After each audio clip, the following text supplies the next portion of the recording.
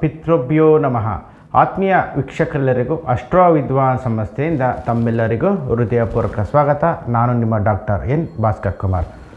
ಹಾಗೆ ನಮ್ಮ channel like ಮಾಡಿ, ಸಬ್ಸ್ಕ್ರೈಬ್ ಮಾಡಿ, ಬೆಲ್ಲೈಕನ್ ಒತ್ತಿ ಆಗಿದ್ದರಿಗೂ ಶೇರ್ ಮಾಡಿ. ಸದಾ ಪ್ರೀತಿ ಪ್ರೋತ್ಸಾಹ ನಿರೀಕ್ಷೆಯಲ್ಲಿರುವಂಥ ನಿಮ್ಮ ಅಸ್ಟ್ರೋ ವಿದ್ವಾನ್ ಸಂಸ್ಥೆ.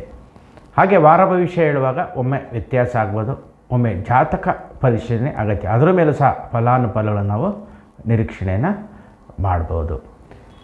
ದಿನಾಂಕ 22/9/2024 ದಿನಾಂಕ 29/9/2024 ಮೇಷರಾಶಿಯಿಂದ ಮೀನರಾಶಿಯವರೆಗೆ ರಾಶಿ ವಾರ ಭವಿಷ್ಯ ನೋಡೋಣ. ಪಿತೃಪಕ್ಷ ಅಂದರೆ ಏನಪ್ಪ ಅಂದರೆ ನಾವು ಶ್ರದ್ಧೆಯಿಂದ ಮಾಡುವಂತಹ ಕಾರ್ಯ. ಇದರಿಂದ ಪಿತೃಗಳಿಗೆ ತೃಪ್ತಿ ಆಗುತ್ತೆ. ಅತೃಪ್ತವಾಗಿ ಮರಣ ಹೊಂದಿರುವಂಥವ್ರಿಗೆ ಅಥವಾ ಆಸೆ ಆಕಾಂಕ್ಷೆಗಳನ್ನು ಹೆಚ್ಚಾಗಿ ಇಟ್ಟುಕೊಂಡು ಯಾರಿಗೂ ಹೇಳದಂತೆ ಮೃತ್ಯುಗಳಾಗಿದ್ದರೆ ಅಥವಾ ಅರ್ಧಂಬರ್ಧ ಆಯುಸ್ಸು ಅಂತ ಹೇಳ್ತಾರೆ, ಚಿಕ್ಕ ವಯಸ್ಸಿನಲ್ಲೇ ಹೋಗುವಂಥದ್ದು, ಆಕ್ಸಿಡೆಂಟ್ ಇರ್ಬೋದು ಅಥವಾ ಇನ್ನಿತರ ರೀತಿಯಲ್ಲಿ ಮೃತ್ಯುಗಳಾಗಿದ್ದರೆ ಅಂಥ ಆತ್ಮಗಳಿಗೆ ತೃಪ್ತಿ ಇಲ್ಲದಿದ್ದಾಗ ನಾವು ತೃಪ್ತಿಯನ್ನು ಕೊಡುವಂಥದ್ದೇ ಈ ಪಿತೃಪಕ್ಷದ ಮಹತ್ವ. ಅದರಿಂದ ಈ 15 ದಿವಸ ಏನು ಬರುತ್ತೋ ಈ 15 ದಿವಸದಲ್ಲಿ ಒಂದೊಂದು ತಿಥಿ ಬರುತ್ತೆ. ನಾವು ಅಮಾವಾಸ್ಯೆಗೂ ತೆಗೆದುಕೊಂಡಾಗ ತಿಥಿ ಬರುತ್ತೆ, ಹುಣ್ಣಿಮೆಯಿಂದಲೂ ತಿಥಿ ಬರುತ್ತೆ.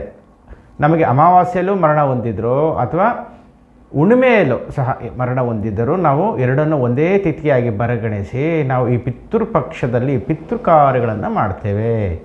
ಯಾಕೆ ಪ್ರಾರಂಭಿಕದಲ್ಲೇ ನಾವು ತಗೋಬೇಕು ಅಂದಾಗ ನಮಗೆ ಪ್ರಥಮ ತಿಥಿಯಲ್ಲಿ ಯಾರಾದರೂ ಮರಣ ಹೊಂದಿದರೆ ನಾವು ಆ ದಿನಗಳಲ್ಲಿ ಪಿತೃ ಕಾರ್ಯಗಳನ್ನು ಮಾಡಿದಾಗ ಅವರಿಗೆ ಅದು ಸಲ್ಲುವಂಥದ್ದು. ದ್ವಿತೀಯ, ತೃತೀಯ ಹೀಗೆ ಅಮಾವಾಸ್ಯೆಯವರೆಗೂ ನಾವು ಪಿತೃ ಕಾರ್ಯಗಳನ್ನು ಮಾಡ್ಬೋದು. ನಿಮಗೆ ಆ ತಿಥಿಗಳನ್ನ ತಿಳ್ಕೊಂಡಿದ್ದರೆ ಅಥವಾ ಗೊತ್ತಿದ್ದರೆ ಆ ತಿಥಿಗಳಲ್ಲಿ ನೀವು ಮಾಡಿದ್ದೆ ಅದರಲ್ಲಿ ಆ ಪಿತೃಗಳು ಸಂಪೂರ್ಣವಾಗಿ ತೃಪ್ತರಾಗಿರ್ತಾರೆ. ಯಾಕೆಂದರೆ ಅತೃಪ್ತಿಯಾಗಿ ಹೋಗಿರುವಂತಹ ಆತ್ಮಗಳಿಗೆ ನಾವು ತೃಪ್ತಿ ಮಾಡುವುದೇ ಇದರ ಒಂದು ವಿಶೇಷ. ಆದ್ದರಿಂದ ಪಿತೃಗಳನ್ನು ಕರೆದು ನಾವು ಎಡೆಯ ಸ್ವರೂಪದಲ್ಲಿ ಅವರಿಗೆ ಊಟೋಪಚಾರಗಳನ್ನು ನೀಡಿ ಅವ್ರನ್ನ ತೃಪ್ತಿಪಡಿಸಿ ಕಳಿಸ್ತೇವೆ. ನಂತರವೇ ಬರುವುದು ನಮಗೆ ಶರನ್ನವರಾತ್ರಿ. ಅಂದಾಗ ಏನೋ ಪಿತೃಗಳಿಲ್ಲದೆ ನಾವಿಲ್ಲ. ಪಿತೃ ಆರಾಧನೆ ಅತ್ಯಂತ ಅವಶ್ಯಕವಾಗಿರುವಂಥದ್ದು. ಆದ್ದರಿಂದ ನಾವು ಪಿತೃಪಕ್ಷವನ್ನು ಶ್ರದ್ಧಾಭಕ್ತಿಯಿಂದ ಮಾಡಲೇಬೇಕು. ಹಾಗೆ ಈ ಸಲ ಅಂದರೆ ಈ ಬಾರಿ ಬಂದಿರುವಂತಹ ಪಿತೃಪಕ್ಷವನ್ನು ತೆಗೆದುಕೊಂಡಾಗ ನಮಗೆ ಚಂದ್ರಗ್ರಹಣ ಹಾಗೆ ಸೂರ್ಯಗ್ರಹಣದ ಜೊತೆಯಲ್ಲಿದೆ. ಆದರೆ ಭಾರತದಲ್ಲಿ ಇದು ಕಾಣಿಸೋದಿಲ್ಲ. ಭಾರತದಲ್ಲಿ ಕಾಣಿಸೋದಿಲ್ಲ ಅಂದಾಗ ನಮಗೆ ಇದು ಆಚರಣೆಯಿಲ್ಲ.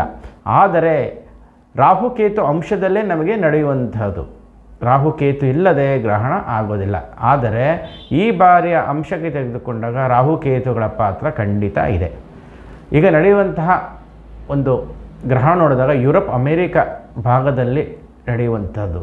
ಆದರೂ ಸಹ ಏನಾಗುತ್ತೆ, ಈಗ ಪಕ್ಕದ ಮನೆಯಲ್ಲಿ ಬೆಂಕಿ ಬಿತ್ತು ಅಂದಾಗ ನಮಗೆ ಕಾವು ಸ್ವಲ್ಪ ಅಲ್ಪವಾದ ನಮಗೆ ಅನುಭವ ಆಗೇ ಆಗುತ್ತೆ. ಆದ್ದರಿಂದ ನಮಗೆ ಹೊರಭಾಗದಲ್ಲಾದರೂ ಭಾಗಶಃ ಆಗದೇ ಇದ್ದರೂ ಒಂದಿಷ್ಟು ಅಲ್ಪ ಪ್ರಮಾಣದಲ್ಲಾದರೂ ನಮಗಾಗತ್ತೆ, ಇಲ್ಲಾದರೂ ಅವ್ರಿಗೆ ಆ ಕಡೆ ಆಗೇ ಆಗುತ್ತೆ. ಆದ್ದರಿಂದ ಆ ಕಾವು ಅಂತ ಏನು ಹೇಳೋದು, ಹೇಗೆ ಬೆಂಕಿ ಬಿದ್ದಾಗ ಕಾವು ಒಂದು ಸ್ವಲ್ಪ ನಮಗೆ ಸ್ಪರ್ಶ ರೂಪದಲ್ಲಿ ಅನುಭವ ಆಗುತ್ತೋ ಅದೇ ರೀತಿಯಲ್ಲಿ ಗ್ರಹಣ ಅಂದಾಗ ನಮ್ಗೆ ಸಂಪೂರ್ಣವಿಲ್ಲದಿದ್ದರೂ ಒಂದಷ್ಟು ಪ್ರಮಾಣದಲ್ಲಿ ಆಗುವ ಸಂಭವ ಇರುತ್ತೆ.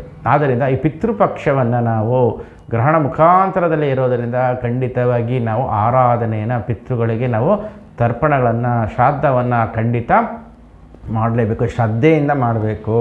ಅನುಕೂಲವಿದ್ದರೆ ನಿಮ್ಮ ಕಡೆ ಎಲ್ಲರೂ ಅಪಮೃತ್ಯುಗಳಾಗಿದ್ದರೆ ಸೂಚನೆಯನ್ನು ಕೊಟ್ಟಿದ್ದರೆ ಪ್ರೇತ ಸಂಸ್ಕಾರ, ನಾರಾಯಣ ಬಲಿ, ಮೋಕ್ಷ ನಾರಾಯಣ ಬಲಿ ಖಂಡಿತ ತಾವು ಮಾಡಿಸಿ ಅವರಿಗೆ ತೃಪ್ತಿಯನ್ನು ಪಡಿಸ್ಬೋದು. ಅಥವಾ ಆಗದೇ ಇದ್ದ ಪಕ್ಷದಲ್ಲಿ ತಾವು ತರ್ಪಣವನ್ನಾದರೂ ನೀಡಿ, ನಿಮಗೆ ತಿಥಿಗಳು ಗೊತ್ತಿರ ಆ ತಿಥಿ ಎಂದು ತರ್ಪಣವನ್ನು ಕೊಟ್ಟು ಪಿತೃಗಳ ಆಶೀರ್ವಾದ ರಕ್ಷಣೆಯನ್ನು ಖಂಡಿತ ನೀವು ಮಾಡ್ಕೊಳ್ಳಿ. ಯಾಕಂದರೆ ಅವ್ರು ನಮಗೆ ಬೇಕೇ ಬೇಕು. ಯಾಕಂದರೆ ಸಂತಾನ ಆಗ್ತಿಲ್ಲ ಅಂತ ಹೇಳ್ತಾ ಇರ್ತೀವಿ, ಅಭಾಷಣ ಆಗ್ತಾಯಿದೆ ಅಂತ ಹೇಳ್ತೀವಿ, ವೃತ್ತಿ ಇಲ್ಲ, ಏನೇ ಸಂಪಾದನೆ ಮಾಡಿದ್ರೂ ಉಳಿತಾ ಇಲ್ಲ, ಅಥವಾ ಕನಸಿನಲ್ಲಿ ಪದೇ ಪದೇ ನಮಗೆ ಪಿತೃಗಳು ನಮಗೆ ಕಾಣಿಸ್ಕೊತಾ ಇದ್ದಾರೆ. ನಮ್ಮ ಹಿರಿಯರು ಹಾಗೆ ನಮ್ಮ ಸ್ನೇಹಿತರು ಇರ್ಬೋದು ಅಥವಾ ಗೊತ್ತಿರೋರು ಇರ್ಬೋದು, ಹೀಗೆ ನಾನಾ ರೂಪದಲ್ಲಿ ಅಥವಾ ಬೆಚ್ಚಿ ಬೀಳುವಂತೆ ಆಗುವಂಥದ್ದು, ಸ್ಪರ್ಶ ಆಗೋದು, ಯಾವುದೋ ಒಂದು ಬೆಳಕು ಛಾಯೆ ಬಂದು ನಮ್ಮನ್ನು ಕಾಡಿಸ್ತಾ ಇದೆ ರಾತ್ರಿ ಹೊತ್ತು, ಅಥವಾ ನಮಗೆ ಅನುಭವ ಆಗ್ತಾಯಿದೆ, ಯಾರೋ ತಟ್ಟಿ ಎಬ್ಬರಿಸ್ದಂಗೆ ಆಯಿತು, ಕೂಗ್ದಂಗೆ ಆಯಿತು, ಯಾವುದೋ ಒಂದು ನೆರಳು ಛಾಯೆ ನಮ್ಮ ಕಣ್ಣು ಮುಂದೆ ಇದ್ದು ಹೋದಂಗೆ ಆಯಿತು. ಹೀಗೆ ಅನೇಕ ರೂಪದಲ್ಲಿ ಅನುಭವವನ್ನು ಪಡುವ ಸಂದರ್ಭವೂ ಇದೆ.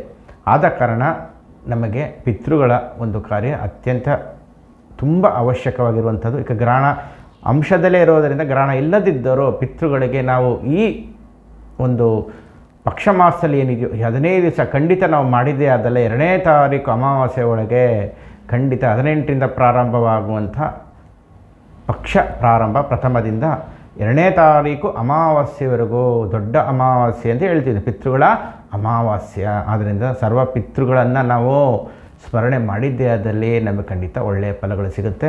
ಯಥಾಶಕ್ತಿ ತಮಗೆ ಕೈಲಾದಷ್ಟಾದರೂ ಮಾಡ್ಬೋದು. ಯಾವ ರೀತಿ ಅಂದಾಗ ಪಿತೃಗಳನ್ನ ಸ್ಮರಣೆ ಮಾಡಿ, ಯಾವ ತಿಥಿಲಿ ಹೋಗಿದ್ದಾರೋ ಆ ತಿಥಿಯನ್ನು ಸ್ಮರಣೆ ಮಾಡಿ ನೀವು ಅರಳಿ ಮರವನ್ನು ಪ್ರದಕ್ಷಿಣೆ ಮಾಡುವಂಥದ್ದು. ಅರಳಿ ಮರವನ್ನು ಪ್ರದಕ್ಷಿಣೆ ಮಾಡಿ ಒಂದು ತಾಮ್ರದ ಚೊಂಬಿನಲ್ಲಿ ಸರ್ವ ಪಿತೃಭ್ಯೋ ನಮಃ, ಸರ್ವ ಪಿತೃಭ್ಯೋ ನಮಃ, ಸರ್ವ ಪಿತೃಭ್ಯೋ ನಮಃ ಅಂತೇಳಿ ಪ್ರದಕ್ಷಿಣೆ ಮಾಡಿ 21 ನಂತರ ನೀವು ಪಿತೃಗಳಿಗೆ ಸ್ಮರಣೆ ಮಾಡಿ. ಹೆಸರುಗಳು ಗೊತ್ತಿದ್ದರೆ ಖಂಡಿತ ಸ್ಮರಣೆ ಮಾಡಿ ನೀವು ತಾಮ್ರದ ಚೊಂಬಿನಲ್ಲಿ ನೀವು ಅರಳಿ ಮರಕ್ಕೆ ನಿತ್ಯನೂ ಹಾಕ್ಬೋದು, ಅಥವಾ ತಿಥಿಗಳು ಗೊತ್ತಿದ್ದರೆ ಮಾಡ್ಬೋದು. ಅಥವಾ ದೊಡ್ಡ ಅಮಾವಾಸ್ಯೆ ಅಂತ ನಾವು ಹೇಳಿ ಪಿತೃ ಅಮಾವಾಸ್ಯೆ ಏನು ಬರುತ್ತೋ ಆ ಪಿತೃಪಕ್ಷ ದೊಡ್ಡ ಅಮಾವಾಸ್ಯೆ ದಿವಸ ನಾವು ತಾಮ್ರದ ಚೊಂಬಿನಿಂದ ಪಿತೃಗಳನ್ನ ಸ್ಮರಣೆ ಮಾಡಿ ಸರ್ವ ಪಿತೃಭ್ಯೋ ನಮಃ, ಸರ್ವ ಪಿತೃಭ್ಯೋ ನಮಃ ಅಂತೇಳಿ ನೀವು ನೀರನ್ನು ಹಾಕಿ ಖಂಡಿತ ಇದರಿಂದ ಪಿತೃಗಳಿಗೆ ತೃಪ್ತಿಯಾಗಿ ತಮಗೆ ಇಷ್ಟಾರ್ಥ ಸಿದ್ಧಿಗಳನ್ನು ಮಾಡಿಕೊಡ್ತಾರೆ.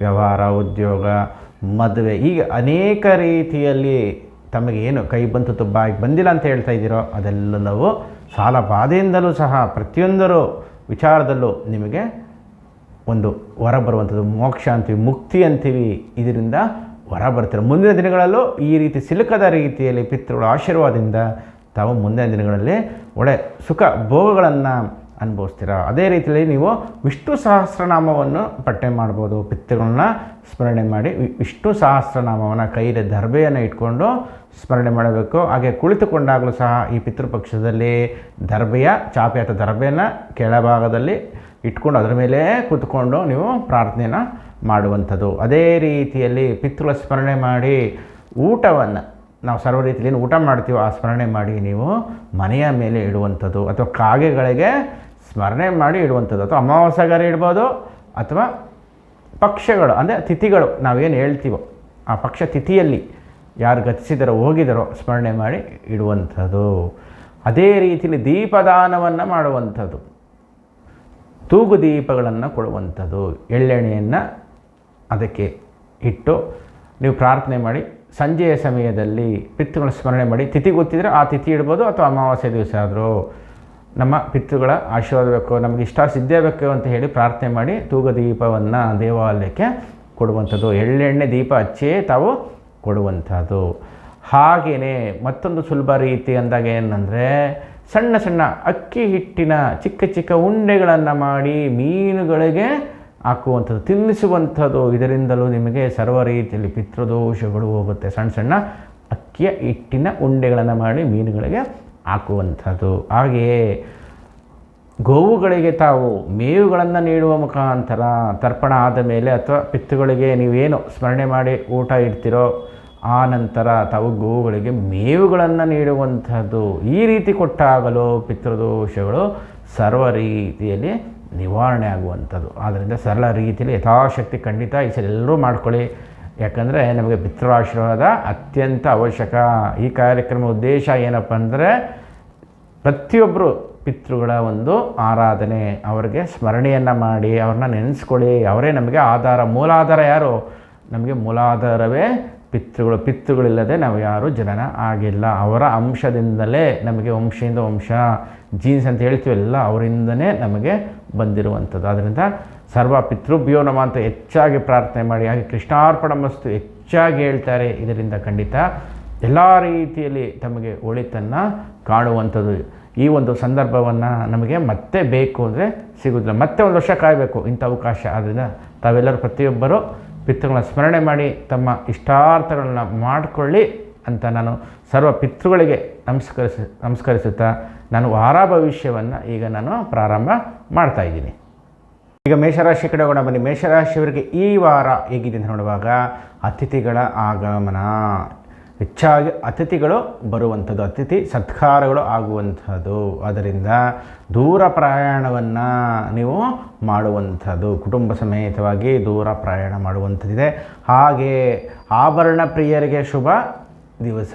ಈ ವಾರ ತಗೊಂಡಾಗ ಏನಾಗುತ್ತೆ, ಪ್ರತಿ ದಿವಸವೂ ಆಭರಣ ಪ್ರಿಯರಿಗೆ ಶುಭ ದಿವಸವಾಗಿದೆ. ಯಾಕೆಂದರೆ ಆಭರಣಗಳನ್ನು ಕೊಂಡ್ಕೊಳ್ತೀರ, ಅಲಂಕಾರ ವಸ್ತುಗಳನ್ನು ಕೊಂಡ್ಕೊಳ್ತೀರ. ಯಾಕೆಂದರೆ ಶುಕ್ರ ಬಂದು ಅಲಂಕಾರ ವಸ್ತುಗೆ ಅಧಿಪತಿ. ಹಾಗೆಯೇ ಧನಾಧಿಪತಿಯನ್ನು ತೆಗೆದುಕೊಂಡಾಗ ಸಪ್ತಮದಲ್ಲಿ ಇರೋದರಿಂದ ಏನಾಗ್ತಿದೆ, ಕುಜನಿಗೆ ನೇರ ಸಪ್ತಮದಲ್ಲಿ ಹಣ ವ್ಯಯದ ಜೊತೆಗೆ ಅಲಂಕಾರ ವಸ್ತುಗಳು ಕೊಂಡುಕೊಳ್ಳುವಂಥದ್ದು. ಹಾಗೆ ಗುರು ಜೊತೆನೂ ನೋಡುವಾಗ ಒಳ್ಳೆಯ ಊಟಗಳನ್ನು ಮಾಡ್ತೀರಾ.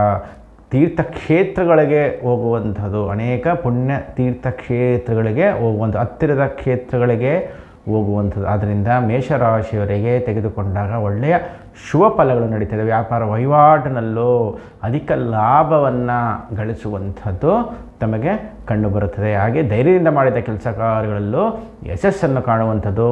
ಹಾಗೆ ವಿವಾಹ ವಿಚಾರದಲ್ಲೂ ಮುಂದಿನ ದಿನಗಳಲ್ಲೂ ತಮಗೆ ವ್ಯವಸ್ಥಿತವಾಗಿ ಆಗುವಂಥದ್ದು. ಈಗ ಪಿತೃಪಕ್ಷ ಇರೋದರಿಂದ ಮಾತುಕತೆಯಲ್ಲಿ ವಿಳಂಬ ಆಗ್ಬೋದು. ಆದರೆ ನವರಾತ್ರಿಯ ನಂತರ ಅಥವಾ ನವರಾತ್ರಿಯಲ್ಲಿ ನಿಮಗೆ ವಿವಾಹದ ವಿಚಾರದಲ್ಲಿ ಮಾತುಕತೆ ನಡೆಯುವಂಥದ್ದು, ಅಥವಾ ಎಂಗೇಜ್ಮೆಂಟ್ ನಿಶ್ಚಿತಾರ್ಥ ಅಂತೇನು ಹೇಳ್ತೀವೋ, ಅಥವಾ ವಿವಾಹ ಸಂಬಂಧವಾಗಿ ಮಾತುಕತೆಗಳು ನಡೆಯುವಂಥದ್ದು ಹೆಚ್ಚಾಗಿ ಕಂಡುಬರೋದರಿಂದ ಸಮಯ ತಮಗೆ ಉತ್ತಮವಾಗಿದೆ. ಶುಭ ಸಂಖ್ಯೆ ಬಂದು 6.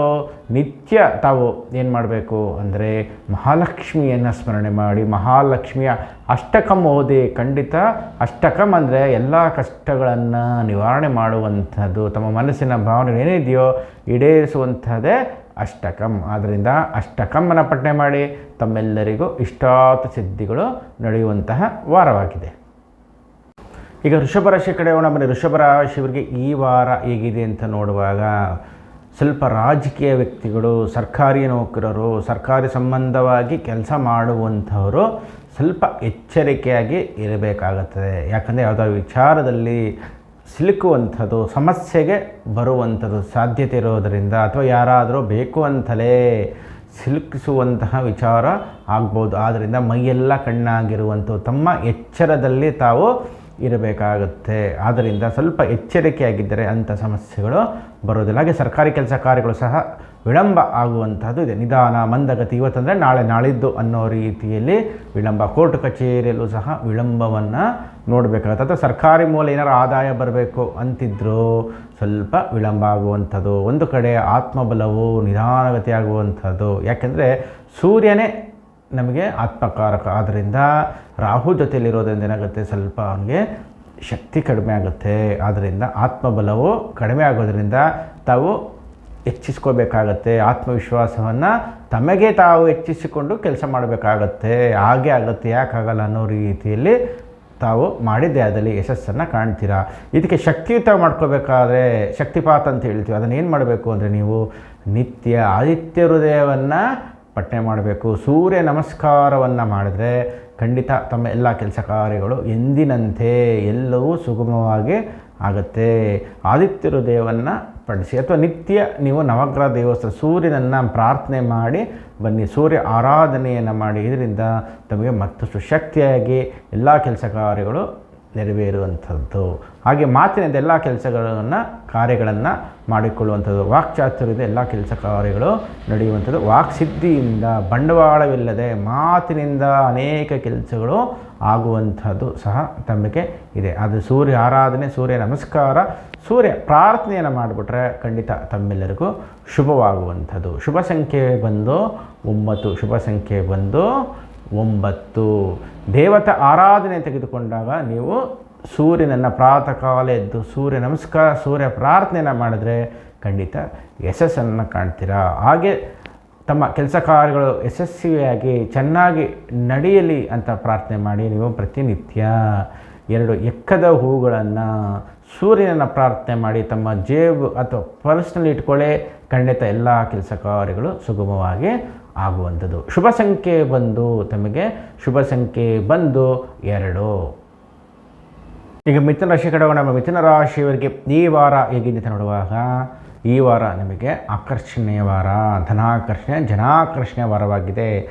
ಚಲನಚಿತ್ರ ನಟಿಯರಿಗೂ ಶುಭ. ಒಳ್ಳೆಯ ಬಹುಮಾನ ಅಥವಾ ಪ್ರೈಸ್ಗಳನ್ನು ಗೆಲ್ಲುವಂಥದ್ದು, ಅಥವಾ ಯಾವುದಾದ್ರೂ ಸ್ಪರ್ಧೆಗಳಲ್ಲಿ ತಾವು ಸ್ಪರ್ಧೆ ಮಾಡಿದ್ದೇ ಆದಲ್ಲಿ ವಿಜೇತರಾಗುವಂಥದ್ದು ಅಥವಾ ನೂತನ ಕಲಿಕೆಯ ಬಗ್ಗೆ ಚಿಂತನೆ ಇದ್ದರೆ ಪೋಷಕರಲ್ಲಿ ಯಾವ ರೀತಿಯಿಂದ ತಮ್ಮ ಮಕ್ಕಳನ್ನು ಒಂದು ಮನೋರಂಜನೆಯ ರೂಪದಲ್ಲಿ ಅವನ್ನ ಮುಂದೆ ತರಬೇಕು. ನಾಟ್ಯ ನೃತ್ಯ ಕಲೆಯಲ್ಲಿ ಖಂಡಿತ ಆಸಕ್ತಿ ಇದ್ದರೆ ಖಂಡಿತ ಮಕ್ಕಳಿಗೆ ಪ್ರತಿಭೆಯನ್ನು ಕೊಡಿಸಿ ಅಥವಾ ಪ್ರಾಕ್ಟೀಸ್ ಅಂತ ಹೇಳ್ತು ಅಭ್ಯಾಸವನ್ನು ಮಾಡಿಸಲು ತುಂಬ ಸಮಯ ಚೆನ್ನಾಗಿದೆ. ಆದ್ದರಿಂದ ಮುಂದುವರೆದೇ ಆದಲ್ಲಿ ಮುಂದಿನ ದಿನಗಳಲ್ಲಿ ಒಳ್ಳೆಯ ಫಲಗಳು. ಹಾಗೆ ಶಾರ್ಟ್ ವಿಡಿಯೋ ಮಾಡುವಂಥವ್ರಿಗೂ ಅಥವಾ ಚಲನಚಿತ್ರ ನಟನೆ ಮಾಡುವಂಥವ್ರಿಗೂ ಅಥವಾ ಹಾಡು ಕತೆ ಹೀಗೆ ನಾನಾ ರೂಪದಲ್ಲಿ ಒಂದು ನಿಮ್ಮ ಕಲೆ ಏನಿದೆಯೋ ಅದನ್ನು ಹೊರತರಲು ಒಳ್ಳೆಯ ಸಮಯವಾಗಿದೆ. ಆದ್ದರಿಂದ ಅಂತರ ಒಳಗೆ ಇರುವಂಥ ನಿಮ್ಮ ಅಂತರಾಳದಲ್ಲಿ ಏನು ಅಂತೀವೋ, ಅಂತರಾಳ ಅಂತ ಏನು ಹೇಳ್ತೀವೋ, ಅಂತರದ ಒಳಗೆ ಆ ವಸ್ತುವನ್ನು ಹೊರತನ್ನಿ, ತಮ್ಮ ಪ್ರತಿಭೆಯನ್ನು ತನ್ನಿ ಅಥವಾ ಕಲಿಕೆ ಕೇಂದ್ರಗಳನ್ನು ಮಾಡಿ ಇದರಿಂದ ಲಾಭವನ್ನು ಮಾಡುವಂಥದ್ದು. ಹಾಗೆ ಬಟ್ಟೆ ವ್ಯಾಪಾರ,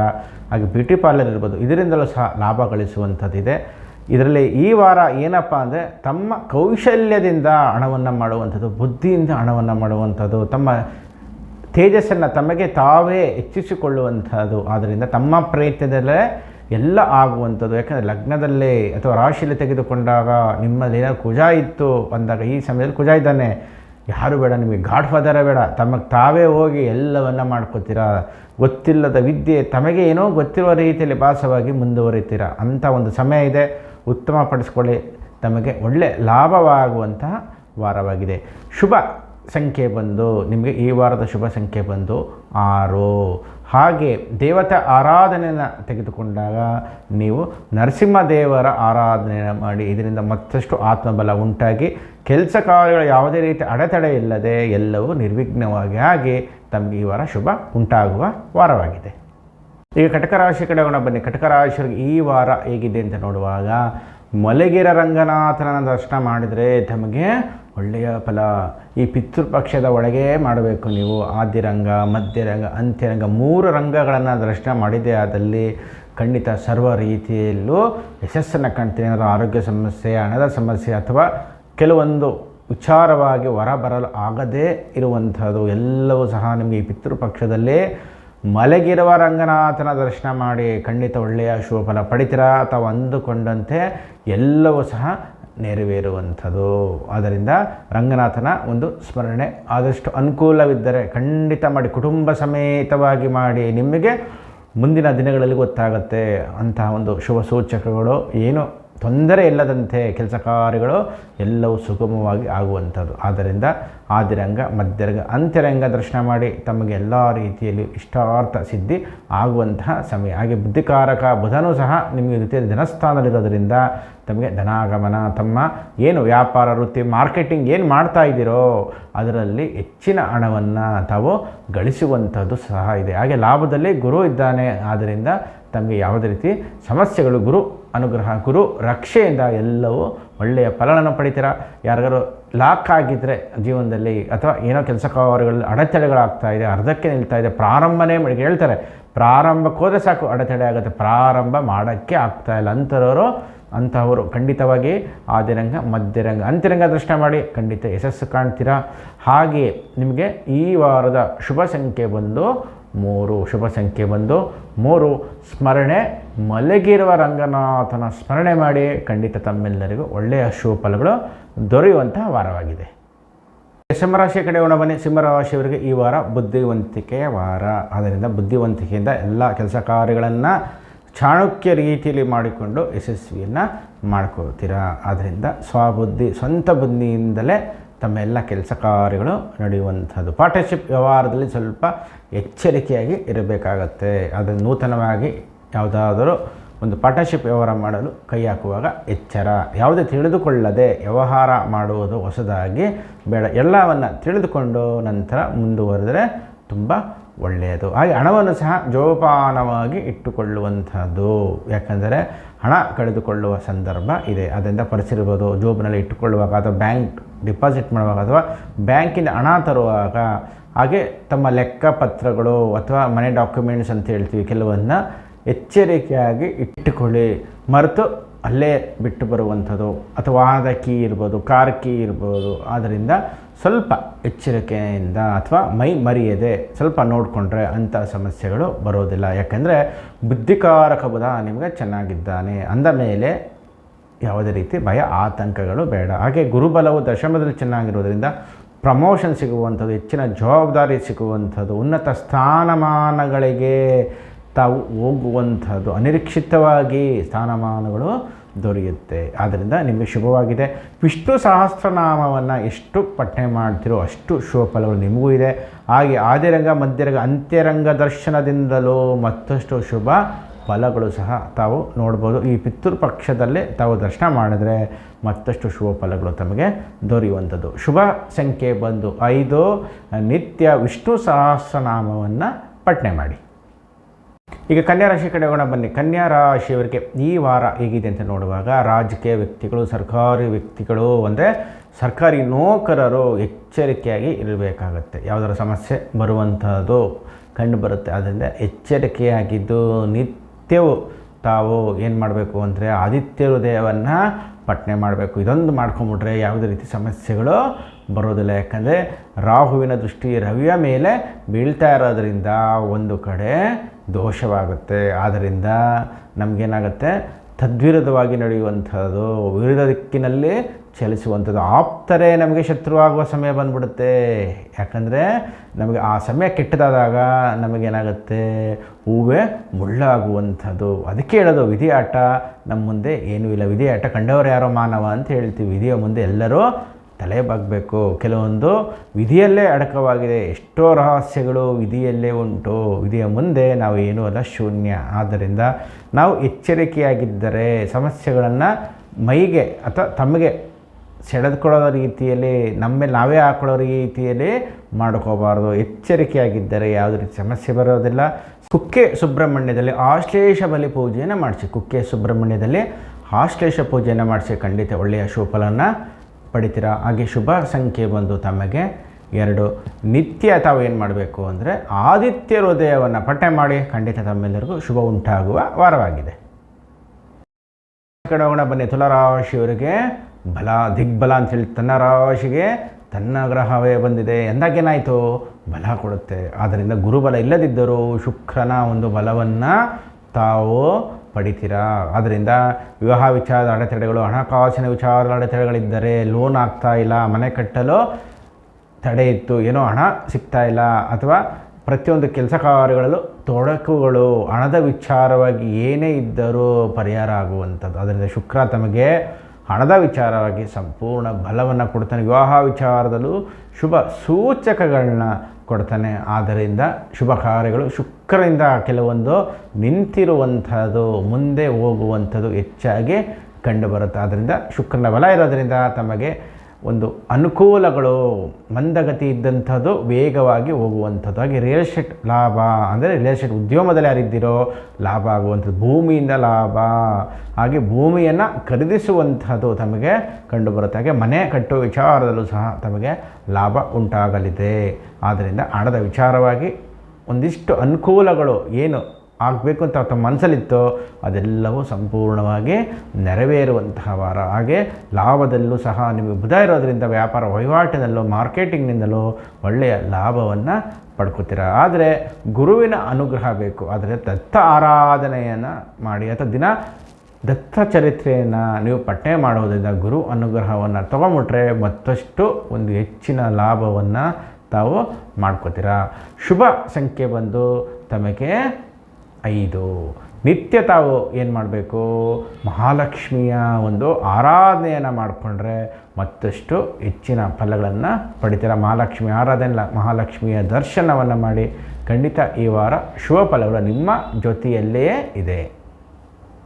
ವೃಶ್ಚಿಕ ರಾಶಿ ಕಡೆ ಹೋಗೋಣ ಬನ್ನಿ. ವೃಶ್ಚಿಕ ರಾಶಿಯವರಿಗೆ ಈ ವಾರ ಹೇಗೆ ನೋಡುವಾಗ, ಗುರುವಿನ ಬಲ ನೇರ ಸಮಸಪ್ತಮದಲ್ಲಿ ಇರುವುದರಿಂದ ತಮಗೆ ಯೋಗಕಾರಕವಾಗಿದೆ. ಆದ್ದರಿಂದ ಶುಭ ಕಾರ್ಯಗಳು ನೆರವೇರುವಂಥ ವಿದ್ಯಾರ್ಥಿಗಳಿಗೆ ಶುಭ ಸೂಚಕ. KS IAS ಅಥವಾ ಉನ್ನತ ಮಟ್ಟದಲ್ಲಿ ನೀವು ವಿದ್ಯಾಭ್ಯಾಸ ಮಾಡುವವರಿಗೆ ಒಳ್ಳೆಯ ಉದ್ಯೋಗ ಅವಕಾಶಗಳು, ಅಥವಾ ಈಗಲಿಂದಲೇ ಪ್ಲ್ಯಾನ್ ಮಾಡಿಬಿಟ್ರೆ ಮುಂದೆ ದೊರೆಯುವಂಥದ್ದು. ಹಾಗೆ ಉದ್ಯೋಗದಲ್ಲಿ ಬಡ್ತಿ, ಪೊಲೀಸ್ ಇಲಾಖೆ ಇರ್ಬೋದು, ಅನ್ಯ ಇಲಾಖೆ ಏನು ಕೆಲಸ ಮಾಡ್ತಾಯಿದ್ದೀರೋ ಮುಂಬಡ್ತಿ, ಹೆಚ್ಚುವರಿ ಜವಾಬ್ದಾರಿಯನ್ನು ಸಹ ಕೊಡುವಂಥದ್ದು ಇದಾಗೆ. ಹಾಗೆ ವಕೀಲರಿಗೂ ಸಹ ಶುಭ ಉಂಟು, ಕೇಸ್ ಗೆಲ್ಲುವಂಥದ್ದು. ಹಾಗೆ ಸರ್ಕಾರಿ ಮೂಲದಿಂದಲೂ ತಮಗೇನಾರು ಹಣ ಬರಬೇಕಾಗಿದ್ದು ಇದ್ದಲ್ಲಿ ಖಂಡಿತ ಆ ಹಣವೂ ಸಹ ಬಿಡುಗಡೆ ಆಗುವಂಥದ್ದು. ಒಂದು ಕಡೆ ತೆಗೆದುಕೊಂಡಾಗ ಗುರುವಿನ ಬಲವೂ ಸಹ ಚೆನ್ನಾಗಿದ್ದು ತಮಗೆ ಎಲ್ಲ ಕೆಲಸ ಕಾರ್ಯಗಳು ನೆರವೇರುವಂಥದ್ದು. ದಶಮ ಸ್ಥಾನದಲ್ಲೂ ಸಹ ತಮಗೆ ಉತ್ತಮ ಶಕ್ತಿ ಇದೆ. ಆದ್ದರಿಂದ ಸ್ವಯಂ ತಾವೇ ಉದ್ಯೋಗ ಸೃಷ್ಟಿಕೊಂಡು ಮಾಡುವಂಥದ್ದು ಶುಭ ಸೂಚಕಗಳು ಉಂಟು. ಆದರೆ ಹಣವನ್ನು ನೋಡಿ ಖರ್ಚು ಮಾಡಿ, ಅನಾವಶ್ಯಕ ಖರ್ಚುಗಳಿಗೆ ಕಡಿವಾಣವನ್ನು ಹಾಕಿ. ಯಾಕೆ ನೀವು ಹಣಕ್ಕೆ ಪರದಾಡಬೇಕಾಗತ್ತೆ. ಆದ್ದರಿಂದ ಹಣದ ಬಗ್ಗೆ ಸ್ವಲ್ಪ ಎಚ್ಚರವಿರಲಿ. ಯಾಕೆ ಹಣ ಇರುತ್ತೆ, ಖರ್ಚು ಮಾಡ್ಕೊಂಡು ಮತ್ತೆ ಸಮಸ್ಯೆ ಮಾಡ್ಕೋಬೇಡಿ. ಮಿಕ್ಕಿದೆಲ್ಲ ಚೆನ್ನಾಗಿದೆ, ಉತ್ತಮವಾಗಿ ತಾವೇನು ಅಂದ್ಕೊಂಡಿದ್ದೀರೋ ಅದೆಲ್ಲವೂ ನೆರವೇರುವಂತಹ ಸಂದರ್ಭ ಇದೆ. ಹಾಗೆ ತಾವೇನು ಮಾಡಬೇಕು, ದುರ್ಗಾ ಸಪ್ತಸತಿಯನ್ನು ನಿತ್ಯ ಪಠನೆ ಮಾಡಿದ್ರೆ ತುಂಬ ಒಳ್ಳೆಯದು. ದುರ್ಗಾ ಸಪ್ತಸತಿಯನ್ನು ಅಥವಾ ಆಗದೆ ಹೋದರೆ ತಾವು ದುರ್ಗಾ ಅಷ್ಟೋತ್ತರವನ್ನು ಆದರೂ ನಿತ್ಯ ಪ್ರಾರ್ಥನೆ ಅಥವಾ ಅಷ್ಟೋತ್ತರ ಸ್ವರೂಪದಲ್ಲಿ ನೀವೇ ಪೂಜೆಯನ್ನು ಮಾಡಿ ನಂತರ ಆ ಕುಂಕುಮವನ್ನು ತಮ್ಮ ಹಣೆಗೆ ಧಾರಣೆ ಮಾಡಿ, ಇದರಿಂದ ತಮಗೆ ಮತ್ತಷ್ಟು ತೇಜಸ್ಸು ಉಂಟಾಗಿ ಎಲ್ಲ ಕೆಲಸ ಕಾರ್ಯಗಳು ತಮಗೆ ಯಶಸ್ಸನ್ನು ಕೊಡುವಂಥದ್ದು. ಶುಭ ಸಂಖ್ಯೆ ಬಂದು 3. ಶುಭ ಸಂಖ್ಯೆ ಬಂದು 3. ನಿತ್ಯ ದುರ್ಗಾದೇವಿ ಆರಾಧನೆ ಮಾಡಿ ಖಂಡಿತ ತಮ್ಮೆಲ್ಲರಿಗೂ ಒಳಿತು ಉಂಟಾಗಲಿದೆ. ಈಗ ಧನುಸು ರಾಶಿ ಕಡೆ ಬನ್ನಿ. ಧನುಸು ರಾಶಿಯವರಿಗೆ ಈ ವಾರ ಹೇಗಿದೆ ಅಂತ ನೋಡುವಾಗ ತಮಗೆ ಲಾಭದ ವಾರವಾಗಿದೆ. ಹಣಕಾಸಿನ ಸಮಸ್ಯೆಗಳು ಬಿಕ್ಕಟ್ಟು ಇದ್ದದ್ದು ಕ್ಷಣ ಮಾತ್ರ ಏನೋ ಒಂದು ಐಡಿಯಾ ಉಪಯೋಗಿಸ್ತೀರಾ, ಆ ಐಡಿಯಾದಿಂದ ಬ್ಯಾಲೆನ್ಸ್ ಆಗುತ್ತೆ, ಹಣ ಸಂಗ್ರಹ ಆಗುತ್ತೆ. ಅಥವಾ ಕಷ್ಟಕ್ಕೆ ಅಲ್ಲೇ ಪರಿಹಾರ ಅನ್ನೋ ರೀತಿಯಲ್ಲಿ ತಮಗೆ ತಾವೇ ಪರಿಹಾರ ಹಣದ ವಿಚಾರವಾಗಿ ಪರಿಹರಿಸಿಕೊಳ್ಳುವಂಥ ವಾರ. ಅದರಿಂದ ಹಣದ ವಿಚಾರವಾಗಿ ತಮಗೆ ಒಂದಿಷ್ಟು ಸಮಸ್ಯೆಗಳು ಖಂಡಿತ ದೂರ ಆಗುತ್ತೆ. ಅದಕ್ಕೆ ನೀವೇ ಪರಿಹಾರ ಮಾಡ್ಕೋತೀರಾ. ಆದ್ದರಿಂದ ಈ ವಾರ ಚೆನ್ನಾಗಿದೆ. ಆದರೆ ಹಣವನ್ನು ಸಹ ತಾವೇನು ಮಾಡಬೇಕು, ಉಳಿತಾಯವನ್ನು ಮಾಡ್ಕೋಬೇಕು. ಉಳಿತಾಯ ಮಾಡಿಕೊಂಡಿದ್ದಲ್ಲಿ ಮುಂದಿನ ದಿನಗಳಲ್ಲೂ ಸಹ ಒಳ್ಳೆಯ ಲಾಭ ಆಗುವಂಥದ್ದು. ಹಾಗೆ ತಮಗೆ ಬರಬೇಕಾದ ಹಣಗಳು ಎಲ್ಲಾದರೂ ಬಂದಿಲ್ಲ ಅಂದರೆ ಆ ಹಣಗಳು ಸಹ ತಮಗೆ ಬರುವಂಥದ್ದು ಇದೆ. ನಿರೀಕ್ಷೆ ಇಟ್ಕೊಂಡಿರ್ತಿಲ್ಲ ಹಣ, ಅದೆಲ್ಲವೂ ದೊರೆಯುವಂಥದ್ದು ಎಲ್ಲವೂ ಚೆನ್ನಾಗಿದೆ. ಆದ್ದರಿಂದ ಸಮಸ್ಯೆ ಇಲ್ಲ. ವ್ಯಾಪಾರ ವೃತ್ತಿಯಲ್ಲೂ ಸಹ ತಮಗೆ ಒಂದು ಲಾಭ ಉಂಟು. ಯಾಕೆಂದರೆ ಮಾರ್ಕೆಟಿಂಗ್ ಏನೋ ಮಾಡ್ತಾಯಿದ್ದೀರಾ ಅಥವಾ ಸ್ವಂತ ಉದ್ಯೋಗ ಮಾಡ್ತಾಯಿದ್ದೀರ, ಅದರಿಂದಲೂ ಲಾಭ ಉಂಟು. ಹಾಗೆ ಗುರುಬಲವನ್ನು ತಾವು ತೆಗೆದುಕೊಂಡ್ರೆ ಮತ್ತಷ್ಟು ಶುಭದಾಯಕ. ನೀವು ನಿತ್ಯ ಏನು ಮಾಡಬೇಕು, ಶಿರಡಿ ಸಾಯಿಬಾಬಾ ಅವರ ಆರಾಧನೆಯನ್ನು ಮಾಡುವಂಥದ್ದು, ನಿತ್ಯ ದರ್ಶನ ಮಾಡುವಂಥದ್ದು, ನಿತ್ಯ ಹೋಗಿ ಪ್ರಾರ್ಥನೆ ಮಾಡಿ ಬಂದರೆ ಖಂಡಿತ ತಮಗೆ ಇಷ್ಟಾರ್ಥ ಸಿದ್ಧಿಗಳು ಖಂಡಿತ ನೆರವೇರುತ್ತೆ. ನಿತ್ಯ ನೀವು ಸಾಯಿಬಾಬಾ ಅವರ ದರ್ಶನವನ್ನು ಮಾಡಿ ಖಂಡಿತ ಒಳ್ಳೆಯ ಫಲಗಳು, ಗುರು ಅನುಗ್ರಹ ದೊರೆತು ಮತ್ತಷ್ಟು ಕೆಲಸ ಕಾರ್ಯಗಳು ಏನಿದೆಯೋ ಅದಕ್ಕೆ ಒಂದು ಶಕ್ತಿಯುತವಾಗಿ ಮುಂದುವರೆದು ಯಶಸ್ವಿಯನ್ನು ಈ ವಾರ ಮಾಡ್ಕೋತೀರಾ. ಶುಭ ಸಂಖ್ಯೆ ಬಂದು ನಿಮಗೆ 9. ನಿತ್ಯ ನೀವು ಆರಾಧನೆ ಮಾಡಬೇಕಾಗಿರೋ ದೇವತೆ ಶ್ರೀ ಶಿರಡಿ ಸಾಯಿಬಾಬಾ ಅವರ ದೇವತೆ ಆರಾಧನೆ ಮಾಡಿ ಖಂಡಿತ ತಮ್ಮೆಲ್ಲರಿಗೂ ಶುಭ ಉಂಟಾಗುವ ವಾರವಾಗಿದೆ. ಮಕರ ರಾಶಿ ಕಡೆ ಬನ್ನಿ. ಮಕರ ರಾಶಿಯವರಿಗೆ ಈ ವಾರ ಹೀಗಿದೆ ನೋಡುವಾಗ ಆರೋಗ್ಯದ ಕಡೆ ಗಮನವನ್ನು ತಾವು ಕೊಡಬೇಕಾಗುತ್ತೆ. ಯಾಕಂದರೆ ಇನ್ಫೆಕ್ಷನ್ ಆಗುವಂಥದ್ದು, ಜ್ವರ ಬರುವಂಥದ್ದು ಅದನ್ನು ನಿರ್ಲಕ್ಷ್ಯ ಮಾಡುವುದು ಬೇಡ. ಸ್ವಯಂ ವೈದ್ಯರಾಗೋದು ಬೇಡ. ವೈದ್ಯರ ಒಂದು ಚೀಟಿ ಅಥವಾ ಅವರೇನು ಪ್ರಿಸ್ಕ್ರಿಪ್ಷನ್ ಅಂತ ಬರ್ಕೊಡ್ತಾರೋ ಅದರ ಮೇಲೆ ತಾವು ಹೋಗಬೇಕಾಗುತ್ತೆ. ಇದರಿಂದ ಜ್ವರ ಉಲ್ಬಣ ಆಗುವಂಥದ್ದು, ಇನ್ಫೆಕ್ಷನ್ ಆಗುವಂಥದ್ದು, ತೊಂದರೆ ಆಗುವಂಥದ್ದು ಕಂಡುಬರೋದ್ರಿಂದ ವೈದ್ಯರ ಭೇಟಿ ತುಂಬ ಅವಶ್ಯಕವಿದೆ. ಅದೇ ರೀತಿಯಲ್ಲಿ ವೃತ್ತಿಯಲ್ಲೂ ಸಹ ತಮಗೆ ಉತ್ತಮ ರೀತಿಯಲ್ಲಿ ಹೊಸ ಅವಕಾಶಗಳು ಬರುವಂಥದ್ದು. ತಾವೇನು ಅಪ್ಲಿಕೇಶನ್ ಹಾಕಿದ್ದರೆ ಖಂಡಿತ ನೀವೇನು ಸಂಬಳ ತಗೋತಾ ಇದ್ದೀರೋ ಅದಕ್ಕಿಂತ ಹೆಚ್ಚಿನ ಸಂಬಳವಿರುವಂಥ ಉದ್ಯೋಗಗಳು ದೊರೆಯುವಂಥದ್ದು. ಆದ್ದರಿಂದ ಇಂಟರ್ವ್ಯೂಗಳು ಬಂದರೆ ಖಂಡಿತ ನೀವು ಅದಕ್ಕೆ ಅಟೆಂಡ್ ಮಾಡಿ ಅಥವಾ ಅಪ್ಲಿಕೇಶನ್ ಹಾಕೋಕ್ಕೆ ಶುರು ಮಾಡಿ. ಉನ್ನತ ಕಂಪ್ನಿಗಳಿರ್ಬೋದು ಅಥವಾ ಸ್ವಯಂ ತಾವೇ ಒಂದು ಸಂಸ್ಥೆ ಅಥವಾ ತಾವೇ ಒಂದು ಉದ್ಯೋಗವನ್ನು ಮಾಡುವಂಥದ್ದು. ಈಗ ಅನುಭವ ಇತ್ತಾ ಖಂಡಿತ ಸಣ್ಣ ಬಂಡವಾಳದಿಂದ ಪ್ರಾರಂಭ ಮಾಡ್ಕೊಳ್ಳಿ. ಯಾಕಂದರೆ ಧನಸ್ಥಾನಾಧಿಪತಿ ತೆಗೆದುಕೊಂಡಾಗ ನಿಮಗೆ ಉತ್ತಮವಾಗಿದ್ದಾನೆ. ಒಂದು ಕಡೆ ಶನಿ ಉತ್ತಮವಾಗಿದ್ದಾನೆ, ಧನಸ್ಥಾನಾಧಿಪತಿ. ಹಾಗೆ ದಶಮದಲ್ಲಿ ಶುಕ್ರ ಮಿತ್ರತ್ವ. ಆದ್ದರಿಂದ ಏನಾಯಿತು, ಶನಿ ಶುಕ್ರ ಮಿತ್ರತ್ವದಲ್ಲಿ ತಮಗೆ ಸ್ವಯಂ ಉದ್ಯೋಗದಿಂದಲೂ ನೀವು ಉತ್ತಮರಾಗುವಂಥದ್ದು. ಅದರಿಂದ ಅದರ ಬಗ್ಗೆ ಸಹ ಚಿಂತನೆ ಮಾಡಿ ಮುಂದಿನ ದಿನಗಳಲ್ಲಿ ಮಾಡಿದ್ದೇ ಆದಲ್ಲಿ ಲಾಭದ ಸಮಯ. ಹಾಗೆ ಗುರುಬಲವೂ ಚೆನ್ನಾಗಿದೆ ಅಂದಮೇಲೆ ಏನಾಯಿತು, ತಮಗೆ ಮಾಡಿದಲ್ಲ ಮುಟ್ಟಿದಲ್ಲ ಚಿನ್ನ ಅಂತೀವಲ್ಲ ಆ ರೀತಿಯಲ್ಲಿದ್ದೆ. ಆದ್ದರಿಂದ ಒಳ್ಳೆಯ ಸಮಯ ನಡೀತಾ ಇದೆ. ಆರೋಗ್ಯದ ಕಡೆ ಒಂದು ಗಮನವನ್ನು ಕೊಟ್ಟರೆ ಈ ವಾರ ತಮಗೆಲ್ಲವೂ ಶುಭ ಉಂಟಾಗುವಂಥ ವಾರವಾಗಿದೆ. ಶುಭ ಸಂಖ್ಯೆ ಬಂದು 8. ಶುಭ ಸಂಖ್ಯೆ ಬಂದು 8.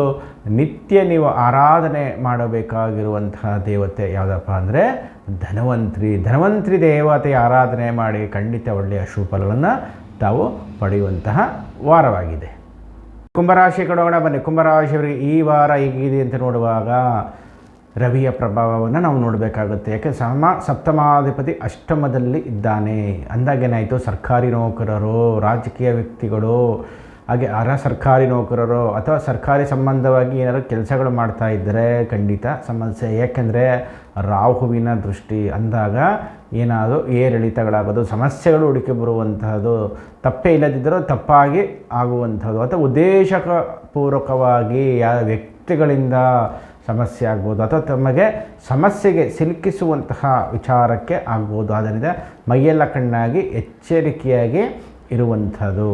ಹಾಗೆಯೇ ನಿಮಗೆ ಈ ವಾರದಲ್ಲಿ ತುಂಬ ಅವಶ್ಯಕತೆ ಇರುವ ದೇವತೆ ದರ್ಶನ ಅಂದರೆ ಆದಿರಂಗ, ಮಧ್ಯರಂಗ, ಅಂತ್ಯರಂಗ. ಅನುಕೂಲವಿದ್ದರೆ ಖಂಡಿತ 3 ರಂಗವನ್ನು ದರ್ಶನ ಮಾಡಿ. ಮತ್ತಷ್ಟು ಒಳಿತು, ಶುಭದಾಯಕ, ಇಷ್ಟಾರ್ಥ ಸಿದ್ಧಿಗಳು, ಏನೇ ಸಮಸ್ಯೆಗಳು ಬಂದರೂ ದೂರ ಆಗುವಂಥದ್ದು ಎಲ್ಲವೂ ರಂಗನಾಥನ ಅನುಗ್ರಹದಿಂದ ತಮಗೆ ಫಲ ಸಿಗುತ್ತೆ, ಶುಭ ಅನುಗ್ರಹ ಆಗುತ್ತೆ. ಆದ್ದರಿಂದ ಮಲಗಿರುವ ರಂಗನಾಥನ ಆರಾಧನೆ ಮಾಡಿ. ಖಂಡಿತ ತಾವು ಈ ವಾರ ಅಥವಾ ಮುಂದಿನ ದಿನಗಳಲ್ಲಿ ಒಳ್ಳೆ ಫಲಗಳು ಅಥವಾ ತಾವು ಏನು ಅಂದ್ಕೊಂಡಿದ್ದೀರೋ ಅದೆಲ್ಲವೂ ತಮಗೆ ನಡೆಯುವಂಥದ್ದು. ಅದರಿಂದ ತಾವು ರಂಗನಾಥನ ಆರಾಧನೆ ಮಾಡಿ, ಎಲ್ಲವೂ ಶುಭ ಉಂಟಾಗುವಂಥದ್ದು. ಶುಭ ಸಂಖ್ಯೆ ಬಂದು ತಮಗೆ 6. ದೇವತೆ ಅನುಗ್ರಹ ಯಾವುದು ಬೇಕು ಅಂದರೆ ಮಲಗಿರುವ ರಂಗನಾಥ, ಆದಿರಂಗ, ಮಧ್ಯರಂಗ ಹಾಗೂ ಅಂತ್ಯರಂಗ. ಮೀನರಾಶಿ ಕಡೆ ಹೋಗೋಣ ಬನ್ನಿ. ಮೀನರಾಶಿಯವರಿಗೆ ಈ ವಾರ ಹೇಗಿದೆ ಅಂತ ನೋಡುವಾಗ ಯಾವುದೇ ಜಗಳ ಕದನಗಳಿಗೆ ತಾವು ಹೋಗಬಾರ್ದು, ನ್ಯಾಯ ತೀರ್ಮಾನ ಮಾಡೋಕ್ಕೆ ಹೋಗಬಾರ್ದು, ಸಮಾಧಾನ ಮಾಡೋಕ್ಕೆ ಹೋಗ್ಬಾರ್ದು, ಶುಭ ಕಾರ್ಯಗಳಿಗೆ ನಿಲ್ಲುವಂಥದ್ದು. ಯಾವುದೇ ಕಾರ್ಯಗಳಿಗೂ ತಾವು ಎಂಟ್ರಿ ಅಥವಾ ಪ್ರವೇಶ ಬೇಡ. ತಮ್ಮ ಕೆಲಸ ಆಯಿತು ತಾವಾಯಿತು ಅನ್ನೋ ರೀತಿಯಲ್ಲಿದ್ದರೆ ಒಳ್ಳೆಯ ಫಲ.